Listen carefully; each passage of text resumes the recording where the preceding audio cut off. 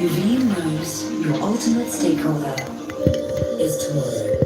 Nuveen, invest like the future is watching. Nuveen. This moment, story time for Sarah. It means everything to them and to all of us.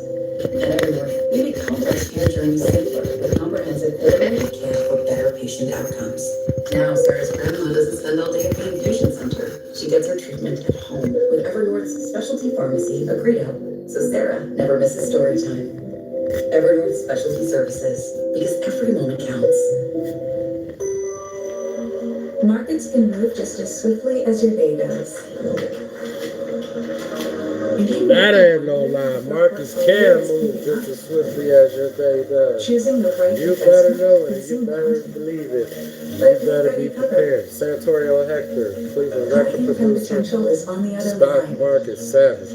Go download the albums out on all music platforms featuring artists from New York, California. And do me a favor, learn to invest. How much power/influence the chair ultimately has. What the Fed needs is less groupthink. Squawk Box, weekdays 6 a.m. Eastern and streaming on CNBC Plus. I told myself I was okay with my moderate to severe rheumatoid arthritis symptoms, with my psoriatic arthritis symptoms, but just okay isn't okay, and I was done settling. If you still have symptoms after trying Humira or Enbrel, Rinvoq works differently. Rinvoq is a once-daily pill that can rapidly relieve joint pain, stiffness, and swelling as fast as 2 weeks for some. It can relieve fatigue and stop joint damage. And in PSA, Rinvoq can leave skin clear or almost clear. Rinvoq can lower ability to fight infections. Before treatment, test for TB and do blood work. Serious infections, blood clots, some fatal. Cancers including lymphoma and skin, serious allergic reactions, GI tears, death, heart attack, and stroke occurred. CV event risk increases in age 50 plus with a heart disease risk factor. Tell your doctor if you've had these events: infection, Hep B or C, smoked, are pregnant, or planning. Don't take if allergic or have an infection. Done settling? Ask your rheumatologist for Rinvoq. And take back what's yours. AbbVie can help you save. Welcome back to Fast Money. Hyperscalers spending an eye-popping $115 billion in Q3 are now poised to top $380 billion in combined capex this year. Surge that's also fueled Wall Street worries over an AI bubble, but our next guest says investors shouldn't fret over tech delivering on its spending plans. It comes down to powering and cooling the AI data center build-out. For more, let's bring in Flexential CEO Ryan Mallory. The company operates over 40 data centers in 18 major markets. Ryan, great to speak with you. Hey, Melissa, thanks for the opportunity to catch up.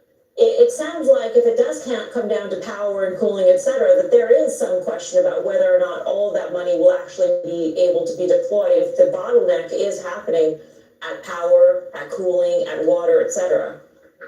Yeah, there is a ton of demand out in the marketplace for this power and the network capabilities. But, the bottleneck isn't necessarily right with the power, so to speak. We've got a lot of very sophisticated capabilities out in the industry right now, looking at power generation, power transmission, and power distribution. So I'm very confident and bullish on, the industry being able to keep up with that demand. So what kinds of solutions are you most bullish on? I mean, you hear about things like a Bloom Energy, on-site power generation, SMRs, which seem to be, years away. Nuclear is years away at this point, Ryan. So, how will we feed this imminent demand for power with the technologies we have currently? Yeah, it's really about proper planning, on the grid, and then being able to find the right amount of power in those markets. You bring up a great point about Bloom Energy and some of these behind the meter type of solutions out there. Natural gas plants are going to become a critical part of being able to meet and bridge some of these power requirements out there. But like I said, you have to look at in some of the non-traditional markets outside of Northern Virginia or California. There is power out there, and you just have to do your diligence to make sure your teams are executing and finding it. So the builds just have to take place in the right place where the power is effectively. You got it. And having the right energy team to be able to align with those power companies is the difference maker. You're a private company, so what sort of demand have you been seeing, if any, as a result of this AI surge? it's the demand is tremendous out there. And so, but it's not just the generative and training models that we're hearing about with the gigawatt campuses that we're seeing across the country. We are seeing a very distinct shift in the amount of capacity and focus being put on inference. That's where companies, like Flexential in these edge markets are going to be able to really help put, the agentic AI modeling out there and be able to meet that demands of the enterprise. Ryan, what are the secondary plays that we don't talk enough about? We talk about Vista and Bloom and all the obvious ones. What are the ones sort of downstream that we should be aware of? They're the big ones that are out there. It's some of the niche, nat gas, peaker plant providers that we're seeing start pop up. But it's also just having access to. It's good, y'all. Like and subscribe. I see 5 people and only 1 like. Like and subscribe, y'all. Like and subscribe. Water is also an issue when it comes to cooling. Like and subscribe. Fast Money, Cnbc. That's one of my favorite shows to get market news from and dissect the market. Fast Money. Eastern Standard Time from 5 p.m. to 6 Water is p.m. becoming a misnomer in the data center industry. A lot of the companies are building at a 0 WE or water use efficiency, which really isn't pulling off of any localized water demand. So when you become more efficient in how you're building and designing the data centers, you don't have that same impact on the local community. So, there is a little bit of a PR scenario that the data center companies really need to do because, water isn't the big issue or isn't as big of an issue as it used to be. All right. Ryan, great to speak with you. Thanks. Thank you. Have a great day. Mallory, Essential. Interesting, but there are some questions about whether or not we will be able to power up data centers, like all these other things down the line. The supply is basically to get these things done.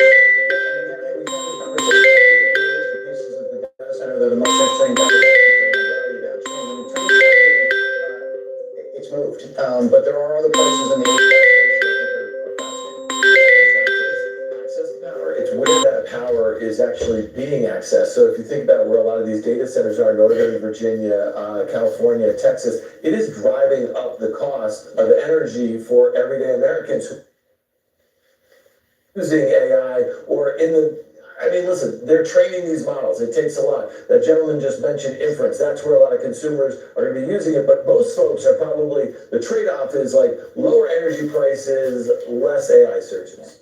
We've got breaking news on drug pricing out of the CMS. Bertha Coombs has got the details for that. That's right, Melissa. The Centers for Medicare and Medicaid out with their Inflation Reduction Act negotiated prices. Subscribe and like, guys. Subscribe and like. At 1,000 subscribers, at 1,000 subscribers, one of the biggest I will be personally giving away $1,000. We will select 10 people to receive a $100 monetary cash gift from yours truly. Subscribe and like the albums on Apple, Spotify, Amazon, Pandora. Go like the albums, go subscribe. Tap into the music. Santorio Hector, record producer, at $80. self-taught investor. Behringer Ingelheim, $78, also 84% below. The biggest ones are the cancer drugs. The most expensive, when we get that one in, is for blood cancer, Polymist for myeloma. Like and subscribe. 60% discount and $86.50. Melissa, Bertha, thank you. Bertha Coombs. Final trades next. Tap into the data you need to see the market your way. Introducing the new Power eTrade Pro, your ultimate desktop trading platform.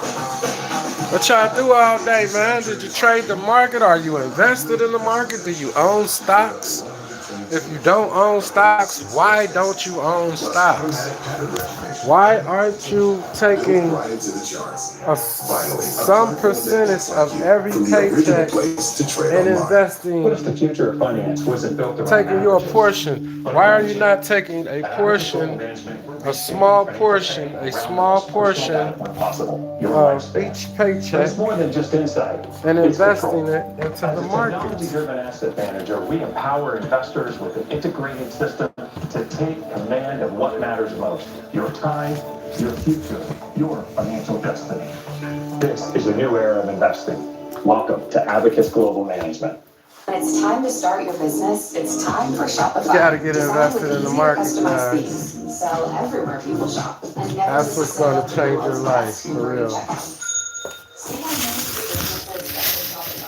Start your free trial today. Need your investments to work harder? Options can offer much better returns than stocks. Real corn liquor, pure corn liquor from Alabama. Every time my OG go to Alabama, I tell him back some of this corn liquor. It's been in the freezer for 2 days straight. This is how you know it's real pure liquor. It won't freeze. It get a little bit slushy from the flavor that they mix in it to give it the coloring, to put the flavor in it. But it's pure corn liquor. Exactly how it started with Mom. Worried about your brain health? Serotonin Brain Wellness has a dual-action formula that slows cognitive decline while improving memory, focus, and concentration. Those taking Serotonin Brain Wellness experienced a slower rate of brain shrinkage. Now also available without a prescription at Serotonin.com and Amazon. It changed my mind. 3 shots of corn liquor, mug of Corona.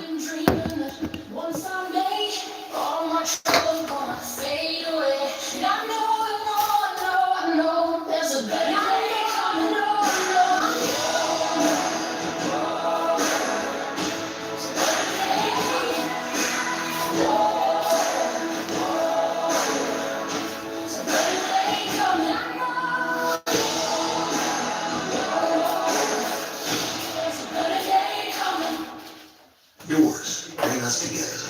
A dedicated fidelity advisor can help you open those streets. What's good? What's good to everybody in the live? I'm about to shout y'all out in a minute as soon as I get my reading glass so I can see who in here. Ever since the warehouse changed hands, we've seen an endless spate of acquisitions.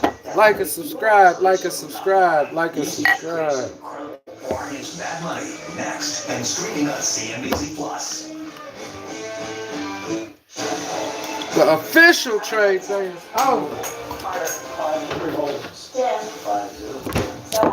This when they pick the stocks that they like. Thank you for watching Fast Money. Mad Money with Jim Cramer starts right now. Teacher! Teacher! Teacher! Did y'all ever watch the Kung Fu movie? Teacher! Teacher! Teacher! This is the teacher right here. It's the teacher right here.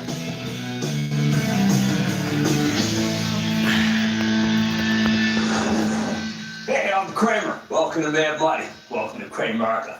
My friends, I'm just trying to be a little money here. My job is not just entertain, but I'm teaching tonight, so call me 170. Teaching tonight.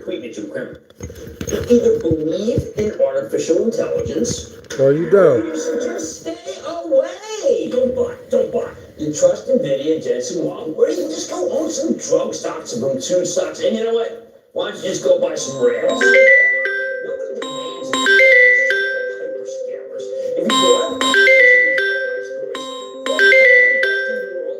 all these stocks are your oyster. Zero-sum investing logic that has kept people from making millions upon millions of dollars because they live in fear.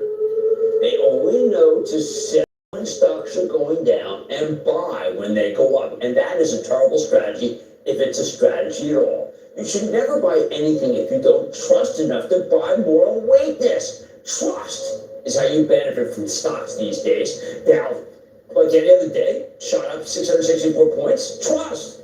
The S&P jumped 0.91%. Trust. And then NASDAQ gained 0.67%. You're not going to catch these gains if you don't trust. That said, if you're going to own tech, you need to know the landscape. For example, everyone who's seen the Magnificent Seven should recognize that they didn't become magnificent by missing quarters and screwing up. They didn't rise to these lofty levels by being fooled by other companies or being duped or dropped as vendors because they're second rate. Before I go into why I trust the people who run these companies, and here I'm speaking, of course, of Alphabet, Amazon, Apple, Meta, Microsoft, NVIDIA, and Tesla, let me just say that there are literally hundreds of big capitalization companies that don't require a lot of fortitude to own. Today, Abercrombie & Fitch and Kohl's, two retailers, screened higher on better than expected results, finishing up 38% and 43% respectively.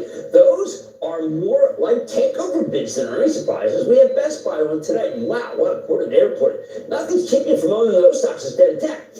But as you may know from How to Make Money in Any Market, I am a huge believer in growth stocks. And none of those three can truly be considered a growth stock. Let me tell you, these three and so many former growth stocks are what draws me to the hyperscalers for my charitable trust. Now, we own many stocks from other universes, drug stocks, aerospace, materials, data center builders. They have long-term growth stories. But they're not turbocharged with the resources of these gigantic companies. That's what always brings me back to the Mag 7. These stocks are prominent because of their success. The companies they represent have bountiful profits, which is why they could rise to their lofty trillionaire status in the first place. It's why I don't kick them out when they're down. Yes, look around us. It's why I might buy them for the trust. I'll admit that they have a bit of a Houdini in them. Tesla was a car company and stock rallied as a car company, and then when things got very competitive in electric vehicles, the stock got hammered and hammered. Tesla fell from the 400s to the 200s at the beginning of this year. An amazing thing happened. The stock, not the company, the stock, is always the same company, morphed into a chip in the great game of self-driving and robots. CEO Elon Musk simply changed the narrative, and the street bought it. That perception has allowed the stock to regain almost all those lost points, even though it's pretty much the same company it was before the decline in electric vehicle profits. And that's what the Magnificent Seven do. Which brings me to why I'm doing this. The contretemps between NVIDIA and Alphabet, with Alphabet de-emphasizing NVIDIA's chips by relying on its own chips made by Broadcom. Those chips are supposed to be so good that Meta, a competitor, is actually said to be contracting with Alphabet to get its hands on them, perhaps so they can replace the same high-priced semiconductors from NVIDIA. On this news, NVIDIA stock has had the living daylights kicked out of it. Alphabet had been a huge client of NVIDIA. The press clips say that it's going to adopt its own chips far more than the ones owned by NVIDIA. Alphabet stock has been as hot as NVIDIA stock is now ice cold. It got colder last night when a tech publication reported that Meta is willing to buy these same chips from Google at a considerable savings. Perhaps there can be some license agreement that includes Broadcom that doesn't matter. Google's chips as Broadcom CEO. They already have a certain amount of contracts to buy so many NVIDIA chips. So it doesn't matter. But NVIDIA just reported what seemed like a banging up quarter instead. Well, guess what? The stock got banged up. Injured reserve stock banged up. NVIDIA was at 186 for the quarter, 100% but then it fell to 180 after its report. Today it dropped further to 177 on this Meta news, down $4.73, but it did fall as low as $169. Now, considering it traded at 212 at the end of October, 169. I mean, that is quite a amount of loss. House of Pain. Let's add a few more indignities to the story of Meta. Meta jumped nearly 4% today because investors bought the stock hoping that these new chips from Google could lead to better gross margins for Meta. That's another Mag 7 about to make a comeback as it benefits from not having to spend a lot of money with NVIDIA, at least the critics said. Now, you can this is just inside baseball. If you come to the fact that, well, let's say a couple of other facts. First, the super large customer of NVIDIA, another one is OpenAI. And that's been the subject of stories about a seemingly precarious balance sheet. Insult to injury, there are short sellers circulating with what I regard as dubious condemnations that include linking NVIDIA to companies with fraudulent accounting that amount to criminal enterprise. There are people saying that NVIDIA is the next Enron, which I've got to tell you is categorically absurd. So why not just dump NVIDIA? Why would you put brown paper on? All right, I play with Why would you put bad paper on? I'm going to explain why I won't give up on this one. I'm going to explain why I say own, don't trade the stock. When the teachers say own the stock and don't trade it. Mag 7 out of fear. We sold Google for the charitable trust in a considerable gain, but we left the darn double on the table. I thought Google would be hobbled by antitrust woes and the judge who seemed bent on punishing it as a monopolist. Instead, the judge changed his mind and blessed the company, including the $20 billion payment to Apple to be the salt building search provider. I thought the Gemini, their AI product, would cannibalize Google's amazing search margins. No, it complemented them and enhanced them. The only reason I'm not kicking myself is we took our profits from Google and invested them in Broadcom, which has been a really outstanding performance. Still, it was a mistake to throw in the towel because of fear. God willing. And you know what? That's the plan, to stop drinking, actually. I feel the exact same way. So I'm not even mad at you for NVIDIA. I've been saying thinking that. about this nonstop since they reported. But I just haven't made these it to that near-term point. concerns, they got some validity, of course. I'm not denying them. So did the antitrust action against Google. They most certainly matter, just like the possible cannibalization of Google by Gemini. For all we know, this may be the beginning of the end of NVIDIA's AI dominance. I just don't see it like that, though. With the exception of the bogus accounting charges that I won't even dignify with a response. I wish NVIDIA hadn't alluded to them either, by the way. I think their problems are not insurmountable. In fact, these remind me of the same problems I've heard all the way up from when I liked NVIDIA when it was just a several $100 billion enterprise instead of the $4 trillion enterprise today. I saw so many people leave the stock for so many other reasons that are just like these. That's why I say, own it, don't trade it, NVIDIA. So the bottom line, if you don't like NVIDIA, you don't have to own it. Nobody's putting a gun to your head. But let me get a little coda here, because I'm kind of angry about this. Here's your hat. What's your hurry? And don't let the door hit you on the way out of NVIDIA. Hey, Jim. I love watching you on Squawk and Mad Money. You're the